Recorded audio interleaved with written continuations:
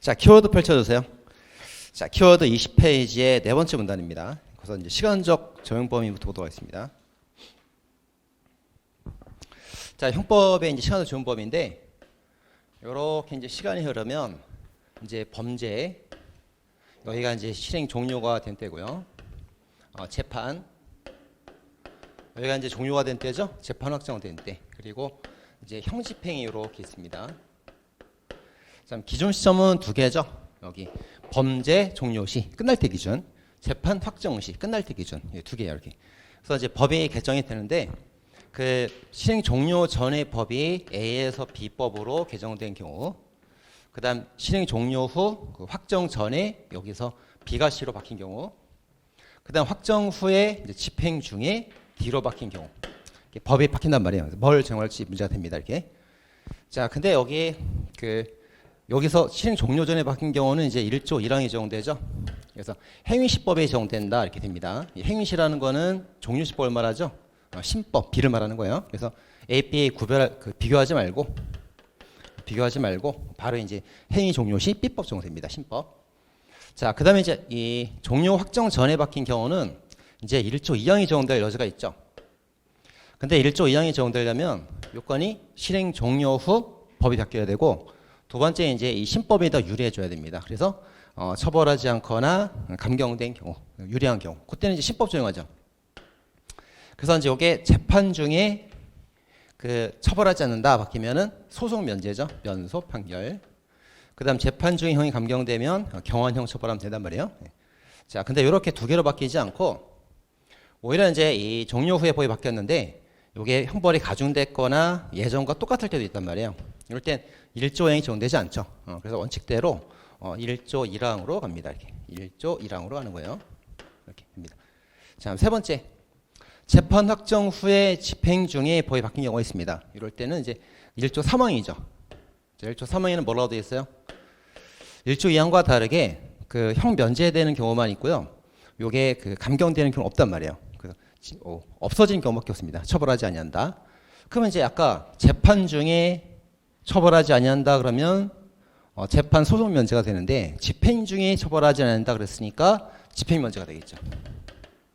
집행을 면제한다 이렇게 됩니다. 자, 그 다음에 이제 기타 나머지 경해졌거나 가중됐거나 동일한 경우는 1조 3항이 없단 말이에요. 1조 3항이 없으니까 이거는 1조 2항대로 C법을 적용하면 되겠고, 그 다음에 C법이 이제 아닌 경우라면 B법, 1조 1항 B법 적용하면 되겠죠. 그렇게 하면 됩니다. 자, 이제 보겠습니다. 자, 1조 조문에서 1조 1항 범죄형벌은 행위시법에 따른다. 이때 행위시는 실행 종료시를 말하는 거예요. 자, 1조 2항 실행 종료 형폐지가 되었을 때 그때 그 면소 판결을 한다. 그 소송 중에 처벌하지 않는다 그랬으니까 형폐지가 됐으니까 소송 면제, 면소 판결합니다. 자, 다음에 이제 위헌 결정, 헌법 불합치 결정 넣으면 무죄 판결 해줘야 되고요. 그 다음에 지난 시간에 배웠다시피 그 간통 합헌 결정 다임일까지 소급하는 경우는 이제 면소 판결하게 됩니다. 구별해야 됩니다. 1조 3항 재판 확정 후 형이 폐지가 된 경우는 집행 중이니까 집행 면제한다 이렇게 되어 있죠. 형 면제 아니죠. 감경 아니죠. 할 수 있다 아니죠. 집행 면제한다. 집행 중이니까 집행 면제한다. 소송 중이면 소송 면제, 집행 중이면 집행 면제 이렇게 합니다. 자, 1번 포괄일제 중간에 법률의 변경이 있는 경우 이거죠. 포괄일제 중간에 법이 바뀐 경우 이겁니다. 저때는 그 구법, 신법, 경중 비교할 필요 없이 무조건 1조 1항 행위 종료 시 신법 적용됩니다. 자, 다만 이제 이런 때가 있어요. 자, 뇌물죄가 이제 여기서 형법이 구법, 신법 다 있었고 새롭게 특가법이 이제 신설됐단 말이에요. 근데 특가법에 보면은 3천만 원 이상 뇌물일 때 특가법 가중처벌한단 말이에요. 그럼 여기서 이제 갑이라는 사람과 의뢰하는 사람 둘이 있는데, 요 특가법 시행 전후에 걸쳐서 얘는 2천, 3천, 2천 받았고 얘는 2천, 3천 받았어요. 그럼 이제 갑이 받은 액수는 포괄일제로 5천만 원이고 의뢰받은 것도 다 5천만 원이란 말이에요. 똑같단 말이에요. 5천만 원. 자, 근데 특가법 적용 여부는 특가법 시행 이후에 받은 금액만을 기초로 판단하죠. 그래서 특가법 시행 후에 2천 받았으면은 3천이 안 되니까 특가법 안 되고 형법 처벌하는 거고, 특가법 시행 후에 받은 것만 해도 3천이 되는 사람이니까 이 사람은 특가법 적용된단 말이에요. 자, 따라서 그 특가법 적용 여부의 액수를 따질 때에는 그 특가법 시행 이후에 받은 액수를 기초로 특가법인지 형법인지를 따지게 됩니다. 자, 그다음 법이 변경됐다는 거는 개정됐다는 말이 아니에요. 법이 변경됐다는 거는 개정돼서 시행까지 돼야 돼요. 그래야 이제 바뀌었다 봅니다. 자, 따라서 개정 법률이 시행 자체가 되지 않았다면 법률이 변경된 것은 아니다. 자, 두 번째. 자, 실행 종료 후 법률의 변경. 자, 경중 비교의 기준. 자, 여기서 이제 1조 2항이죠. 그래서 이제 국법, 신법, 경중 비교해 줘야 되는데 일단은 그 법정형 기초로 비교하면 됩니다. 그 법정이 똑같을 때 한해서 이제 가정 감경한 그 처단형으로 비교하게 되겠죠. 자, 그다음에 선택형 병과형이 있을 때는 이제 중환형 기준으로 비교를 합니다. 그래서 경중 비교 끝났으면 이제 경환형을 적용하게 되는 거죠. 자, 그래서 자, 그 아래 이제 예시가 나와 있죠. 경중 비교 들어갈 때 이제 국법, 신법, 경중 비교 들어갈 때 얘가 이제 징역 3년 이하, 얘는 징역 5년 이하 또는 벌금 2천 이렇게 있단 말이에요. 그럼 이제 징역과 벌금 중에 징역의 중환형 벌이니까 징역끼리 먼저 비교한단 말이에요. 중환형을 기준으로 해서 그러니까 징역끼리 비교하면은 얘가 더 경환형 벌이니까 국법 적용하면 되겠죠. 자, 그 다음에 두 번째. 자, 국법은 징역 1년 이하, 신법도 징역 1년 이하인데 여긴 또는 벌금형 200만 원 이하가 있습니다. 이렇게. 자, 만약에 이게 엔드라면 엔드 병과형이라면 그래서 징역 엔드 벌금이라면 요 신법이 이게 더 그 불리한 거예요.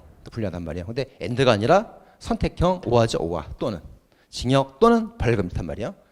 자, 이럴 때는 이제 그 둘 중에 하나는 거니까 일단 중환형 징역끼리 비교해 봐야 되는데 징역이 똑같단 말이에요. 그럴 때는 이제 그 다음 벌금을 고려하게 됩니다. 근데 벌금 여기는 없는데 여기는 벌금이 있단 말이에요. 그러면 여기는 징역을 살아야만 되는데 여기 징역 살 수도 있고 또는 벌금으로 끝날 수도 있으니까 이게 더 경한 거죠. 이게 더 경하니까 이걸 사건 적용하면 됩니다. 이렇게. 자, 그렇게 정리하면 되겠고요. 그래서 이제 징역으로 경중 비교해서 징역이 가벼우면 가벼운 거로 하면 되겠고 징역 병중 비교돼서 똑같단 말이에요. 똑같으면 이제 그때는 벌금 추가된 게 더 가볍다. 이렇게 정리해놨죠. 자, 그다음에 벌금형이 국법, 신법 완전 똑같다면 예, 국법, 신법의 그 경지 똑같다면 똑같으면 이제 1조 1항대로 국법 적용되는 거예요. 이렇게 하면 되겠죠. 자, 그다음에 법률이 여러 차례 바뀐 경우는 이제 다 비교해서 가장 경한 거를 적용해주면 됩니다. 자, 그다음 공소시효 기간이나 반의사 불발제 경중 비교. 이것도 그 법정형이나 어떤 형벌만 비교하는 게 아니고 그 공소시효 기간이나 반의사 불발제 소송 조건도 다 비교해서 가장 경한 거를 적용해주면 된다. 하면 되겠습니다. 자, 1조 2항의 예외. 자, 1조 2항의 예외가 있는데 부칙이 있죠. 네, 부칙. 그래서 이렇게 법이 바뀌어서 신법을 적용해 줘야 되는데 부칙에서 국법 적용해라. 국법 적용해 주는 겁니다. 자, 예를 들어서 이제 국법이 이렇게 정해져 있다가 신법으로 개정이 됐어요. 그럼 신법이 개정되면 바로 시행되는 게 원칙인데 이 신법 부칙에서 이제 경과 구정을 둘 때가 있죠. 부칙에서 경과 구정 둘 때가 있단 말이에요. 그래서 6개월 지난 이후부터 이때부터 신법을 시행한다. 이렇게 두는 경우가 있단 말이에요. 자, 그럼 여기 이제 법이 개정되기 전까지는 국법 적용하겠죠. 근데 개정이 되었다 하더라도 요 경과 기간 동안에는 그 국법 적용한단 말이에요. 국법. 그리고 경과 구정 지난 다음부터 신법 적용된단 말이죠. 그럼 요게 이제 뭡니까? 신법 개정됐어도 국법 적용은 예외가 되는 거잖아요. 부칙에 예외, 경과 구정 예외가 있단 말이에요. 이렇게. 자, 그 예외가 있죠. 자, 다음에 최근에 그 전원합체 판결이 나왔어요. 1조 2항에 하는 전원합체 판결. 그거 이제 정리해놨습니다. 자, 일단 판례가 동기서를 폐지했죠. 일단 그거 보겠습니다. 자, 이렇게 법이 개정되다가 국법, 신법 이제 법이 개정됐습니다. 그럼 이제 과거 종래.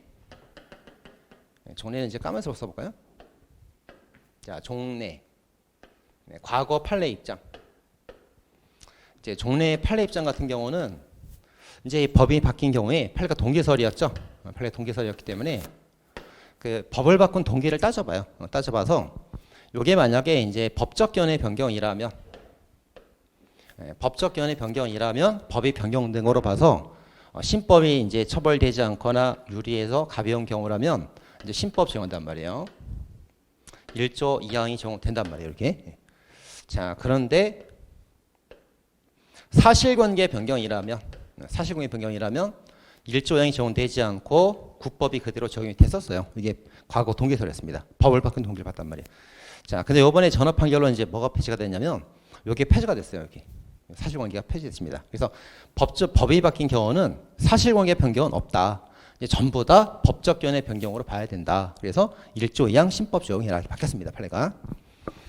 자, 따라서 판례 동기설 폐지가 되었다. 이제 모두 법률 변경은 법적 견해 변경으로 보아서 전부 다 신법을 적용하게 된다. 그럼 예외는 없습니까? 원래 신법을 적용해야 되는데 국법 적용은 예외가 2개가 있었거든요. 자, 하나는 사실관계 변경이 있었고 또 하나는 뭐가 있었어요? 부칙의 경과 구정이죠. 예, 부칙의 경과 구정을 두어서 국법을 적용해라. 개정 이후 시행 전까지 국법 적용해라. 그러면 이것도 국법 적용에 예외가 있었잖아요. 그래서 1조 2항의 예외가 사실관계 변경하고 부칙 2개 예외가 있었는데 사실관계 변경 예외가 없어졌고 부칙에 따른 예외는 아직도 있어요. 아직도 있습니다. 그게 5번에 있죠. 4번에 있죠. 부칙의 경과 구정에 따른 국법 적용 예외는 아직도 있다. 네, 그건 없어지지 않았습니다. 자, 다시 2번. 자, 그럼 여기서 이제 법적 견해 변경이라고 하는데 이 법은 무슨 법이냐? 광의의 법률이에요. 자, 광의의 법률이기 때문에 이제 법률, 이제 명령, 규칙 다 되는 거예요. 다 됩니다. 네, 광의의 법률의 변경이다. 자, 그 다음에 이제 3번. 자, 사건과 다른 법률의 변경이 됐어요. 자, 이 사건에 관련된 법은 A라는 법이었거든요. 근데 이 사건과 이제 이 사건에 적용되는 A법이 아니고 B라는 이제 다른 법률이 변경됐단 말이에요. 예, 다른 법률의 변경.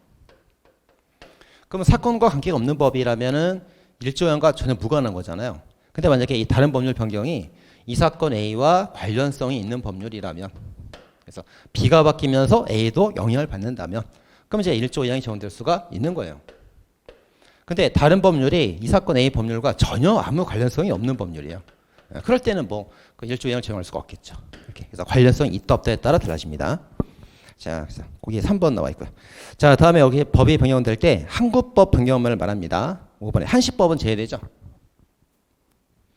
자, 이제 어떤 일반적인 법은 다 한국법이에요. 법을 제정했으면 그 나중에 국회가 폐지할 때까지 계속 항구적으로 적용된단 말이에요. 근데 한시법은 뭡니까? 정해지는 시간을 미리 한정해서 법을 만들었어요. 그래서 법을 만들 때부터 이 법은 계속 적용되는 항구적인 법이 아니고 3년 동안만 적용하고 딱 끝나는 법이다. 처음부터 유효기간이 정해져 있단 말이에요. 이런 한시법은 이때 말한 법률의 변경이 아닙니다. 아니에요. 그래서 1조 2항은 적용하지 않습니다. 그렇게 돼 있죠? 네, 그렇게 정리해놨습니다. 자, 다음 페이지 장소적 적용 범위 보도록 하겠습니다. 자, 장소적 적용 범위는 뭐 크게 어려운 내용들은 없어요. 그래서 장소적 적용 범위 적용되는 순서가 2, 4, 3, 5, 6 이렇게 되죠? 네, 7 이렇게 됩니다. 2가 속지, 4가 기국, 3이 속인. 얘네 둘은 보호주의. 근데 5조랑 6조를 구별해서 둘 다 보호주의인데 그 여기 5조에 뭐라고 되어 있냐면 외국인의 국외범 이렇게 됐어요. 외국인의 국외범. 이렇게 나오면 이제 5조를 말하는 거예요. 이렇게. 그래서 순서대로 쭉 적용되는 거죠. 순서대로. 그래서 이제 갑이 A한테 범죄를 저질렀다. 딱 그러면 여기까지는 이 범인을 기준으로 보는 거예요. 범인을 기준으로 해서 이 사람이 한국에 있었냐, 한국 선박 항공기냐, 한국 사람이냐를 보는 거고 2, 4, 3이 다 적용되지 않으면 그 다음 피해자를 봐요. 그래서 범인은 이게 적용되지 않더라도 피해자가 우리나라 그 국민이거나 그럴 때 우리나라 국민이나 국가를 보호하기 위해서 적용되는 게 보호주의가 됩니다. 자, 그 다음에 이제 보호주의 제5조는 두 문자가 있죠. 내외 기통 유공무린 이렇게 두 문자 있습니다. 두 문자 있고 그 다음 제6조 보호주의는 이제 기타 범죄에 적용되는 거예요. 단수의 상호주의가 적용되어 있죠. 그래서 행위지가 벌하면 우리도 벌하는데 행위지가 벌하지 않으면 우린 벌하지 않겠다. 이렇게 상호주의가 적용되어 있습니다. 이렇게. 자, 판례들은 쉽습니다. 보겠습니다. 자, 제2조 속죄주의. 자, 한국 영역에서 벌어지면 우리나라 법을 적용해야 되는데 이 영역은 땅, 하늘, 바다 다 돼요. 영토, 영공, 영해 다 되고 북한도 우리 땅으로 봅니다. 자, 그리고 우리 영역에서 범죄를 공모했거나 행위 결과만 발생해도 다 적용됩니다. 결과 동그라미. 외국 사람이 외국 사람을 외국에서 칼로 찔렀어요. 우리나라 사람도 아니라고. 근데 우리나라에 와서 죽었어. 결과만 우리나라에서 나왔단 말이에요. 그래도 우리 형법을 적용할 수가 있단 말이죠. 자, 4조 교육주의입니다. 자, 캐나다 사람이 국내에서 중국을 거쳐 북한에 입국을 하였다. 우리나라에서 이제 북한을 바로 넘어갈 수는 없잖아요. 그럼 이제 대한항공을 통해서 중국 갔다가 고려민항 통해서 북한 넘어간단 말이에요. 그럼 우리 영역에서 비행기가 날고 있을 때는 속지주의고 중국 영역을 날고 있을 때는 대한항공 칼기니까 대한항공이니까 태극마크 달려 있잖아요. 귀국주의가 된다. 그래서 처벌했죠. 자, 다음에 자, 한국 사람이 독일에서 있다가 북한 넘어간 판례가 있습니다. 근데 만약에 이 사람이 한국 국적을 상실하기 전이라면 한국 신분이라면 한국인이니까 속인주의로 탈출죄로 처벌할 수가 있어요. 근데 만약에 한국 국적을 상실해서 외국인이 됐는데 거주지도 외국이에요. 독일에서. 외국인으로서 외국에 거주하다가 북한 들어간 건 탈출로 처벌할 수 없습니다. 예를 들어 미국의 트럼프가 북한 들어와서 김정은 만났잖아요. 그 탈출로 처벌 못하죠. 그럼 똑같습니다. 자, 북한 방문할 때 우리나라 허가를 받을 때 방문 목적대로 자기 아버지 이산가족 산부인을 만났다면 제가 되지 않겠지만 정보를 전달했거나 기밀누설을 다른 행위를 했다면 제가 될 수 있다. 이렇게 되고요. 제3조 속인주의. 자, 필리핀 카지노에서 벌어진 사건은 한국 사람이라면 적용될 수가 있고요. 자, 미국 문화원은 미국 영역으로 봤습니다. 우리 판례가. 그래서 속죄주의가 아니라 여기서 한국 사람이 죄를 졌다면 속인주의를 적용하겠다. 우리나라 영역이 아니다. 이렇게 봤어요. 자, 5조는 이제 내외계통 유공문인입니다. 내외기, 내란, 외한, 기, 국기죠. 국기는 되는데 국교 안 되고요. 통은 통하고요. 유가증권, 공문인은 뭐예요? 공문서, 공인장은 적용되는데 사무소, 사인장은 적용되지 않습니다. 제 6조 보지는 이제 기타 범죄가 쭉 적용됩니다. 근데 6조가 이제 기타 범죄인데 6조가 적용되는 게 뭐가 있어요? 개인적 법익하고 국가적 법익만 여기 딱 들어가 있죠. 그리고 뭐가 빠져 있습니까? 사회적 법익이 6조의 적용 대상에다 제외 빠져 있어요. 여기 빠져 있습니다. 자, 쓰세요. 국가, 개인 이렇게 써 있다. 자, 따라서 파나마 국적 페스카모 사건이 있습니다. 이거는 2, 4, 3, 5가 적용되지 않았기 때문에 6조에 따라서 보호주의에 따라서 제가 되었다. 중국 사람들이 파나마 선박에서 우리나라 사람들을 칼로 찔러 죽이고 바다에 버린 사건이에요. 6조가 적용된다. 분류가 있고요. 그 다음 내국법인이 있습니다. 횡령죄 피해자가 내국법인이에요. 그럼 여기서 이제 이 보호주의가 적용되는 영역이 국가하고 개인하고 두 개 적용되는데 이 개인은 인인데 인이 자연인도 되고 법인도 된다죠. 법인도 된다. 그래서 우리나라 자연인이 피해받을 때만 보호주의 적용되는 거 아니다. 우리나라 법인이 피해 당해도 보호주의가 적용된다. 그 말이에요. 자, 다음. 자, 여권 발급 신청서. 여권은 공문서죠. 근데 발급 신청서는 사무소입니다. 그리고 한국 주식회사 인장은 사인장이에요. 그래서 이제 이 사문서나 사인장을 위조를 했을 때 이게 중국에서 중국 사람이 범죄를 저질렀기 때문에 243은 적용되지 않는단 말이에요. 그러면 이제 5조는 6조가 문제가 될 수 있습니다. 근데 5조는 유공문인, 공문서는 적용되지만 사무소는 적용 안 되잖아요. 그러니까 5조가 적용되지 않습니다. 그럼 이제 5조가 아니면 기타 범죄로 6조가 적용될 수 있는데 사문서, 사인장, 유조죄는 사회적 법익을 침해하는 죄란 말이에요. 6조도 적용되지 않죠. 그래서 무죄가 우리 형법이 적용되지 않습니다. 자, 그런 내용이고요. 자, 그다음 243, 56 지나고 나면 이제 뭐가 나옵니까? 세계주의 나오죠. 자, 세계주의가 나오게 되는데 이 세계주의는 우리 형법 총칙에는 일반 규정이 없고 각 칙에 약취, 유인죄, 인신매매죄 파트에 규정이 되어 있습니다. 그거 이제 보면 되고요. 자, 그다음 7조. 자, 7조는 외국에서 형의 전부 또는 일부 집행한 경우에 우리나라에서 재판받았을 때 필요적 산입하는 규정이죠. 자, 여기서 보겠습니다. 자, 갑이 필리핀 내국에서 한국인이 필리핀 사람을 이제 살해했단 말이에요. 살해해서 필리핀에서 재판을 받았어요. 그래서 이제 유죄가 선고가 되었고 징역 5년이 예를 들어 선고가 됐습니다. 10년 할까? 5년? 네. 징역 5년이 선고가 되었습니다. 선고가 되었고 그럼 집행이 될 거 아니에요? 근데 이 징역이 이제 한 2년 정도 집행되다가 우리나라 추방되는 경우도 있고 5년 전부가 다 집행된 다음에 우리나라 추방되는 경우도 있단 말이에요. 그래서 일부 또는 전부 집행한 다음에 우리나라에 왔습니다. 자, 그럼 이제 한국에 왔으면은 한국에서 재판을 또 할 수가 있는 거죠. 이거 일사부재료 원칙에 걸리지 않죠. 왜냐하면 일사부재라는 것은 한국 재판을 두 번 받으면 안 된다 그런 건데 저기 외국 재판은 일사부재 재판에 껴주지 않는단 말이에요. 제외됩니다. 그래서 우리나라 재판은 처음 하는 재판이기 때문에 재판할 수 있어요. 자, 그 다음에 우리나라에서도 이제 유죄가 선고가 되었어요. 자, 유죄가 선고가 되었고 우리나라에선 징역 10년이 선고가 된 거예요. 그 징역 10년을 선고해야 되는데 옛날에는 이제 요 규정이 7조가 임의적 감면이었거든요. 봐가지고 판사 재량에 따라서 필리핀 2년 집행, 5년 집행을 참작해갖고 판사 재량에 따라 이거를 감경 또는 면제를 할 수도 있고 안 할 수도 있고 그랬단 말이에요. 잘못된 거죠. 그래서 과잉금지 원칙에 위반되어 위헌 나왔습니다. 헌법 불합치 위헌 나왔어요. 위헌 나왔고 법이 이제 뭐로 바뀌었습니까? 필요적 산입으로 바뀌었죠. 필요적 산입으로 법이 바뀌었어요. 그럼 이제 어떻게 산입해주면 되는 거예요? 일부 2년 집행되면 2년 빼주고 남은 8년만 집행하면 되는 거예요. 그리고 5년 전부 집행됐으면 전부 다 5년 다 빼주고 남은 5년만 집행하면 되겠지. 이게 필요 산입 바뀌었죠. 이렇게. 자, 그게 제 7조입니다. 자, 따라서 이제 여기에 따른 판례가 이제 필리핀 살해 사건입니다. 자, 필리핀 살해 사건인데, 자, 갑이 필리핀에서 한국 사람이 사람을 죽이고 재판을 받았는데, 그 미결 상태로 5년간 구금된 상태에서 재판을 받았는데 정당방위 인정돼서 무죄 판결이 나왔어요. 무죄가 나왔습니다. 자, 그 다음에 이제 우리나라에 와서 한국에서 재판을 또 받았단 말이에요. 근데 우리나라 재판에서는 이제 징역 10년 유죄가 선고가 됐단 말이에요. 그죠? 그러니까 이제 징역 10년을 선고해서 집행을 해줘야 되는데 피고인이 뭐를 정했냐면 미결 구금일수 제5년을 산입해서 5년 산입하고 남은 5년만 집행해야 되는 거 아닙니까? 주장했던 사건입니다. 그럼 이걸 산입하는 규정이 우리나라 형법에 두 개가 있는데 7조, 57조 두 개가 있죠. 자, 7조는 외국에서 받은 형집행의 전부 일부를 산입해 주는 규정이고 그 57조는 한국에서의 미결 구금일수를 형기 산입하는 규정이에요. 이렇게. 그죠?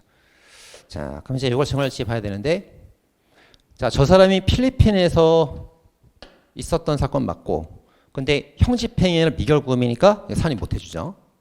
그 다음에 57조 정할 수가 있는데 미결 구금일수는 맞아. 근데 한국에서 미결이 아니잖아요. 그리고 이것도 적용되지 않았죠. 그래서 7조도 적용되지 않고 57조도 적용되지 않고 산입해주지 않았습니다. 산입하지 않고 징역 10년을 다 살아라. 집행 다 들어갔던 사건이죠. 자, 그 사건이 나옵니다. 자, 그래서 외국의 미결구금은 7조 산입 안 되고 57조도 안 돼요. 그죠? 형집행이 아니니까 7조 안 되죠. 외국이니까 57조 안 되죠. 산입이 안 됩니다. 자, 그 다음 일본구에서 몰수가 되었다. 몰수가 집행되었다. 우리가 또 두 번 추징할 필요는 없습니다. 그런 판례도 하나 있고요. 자, 끝. 여기까지.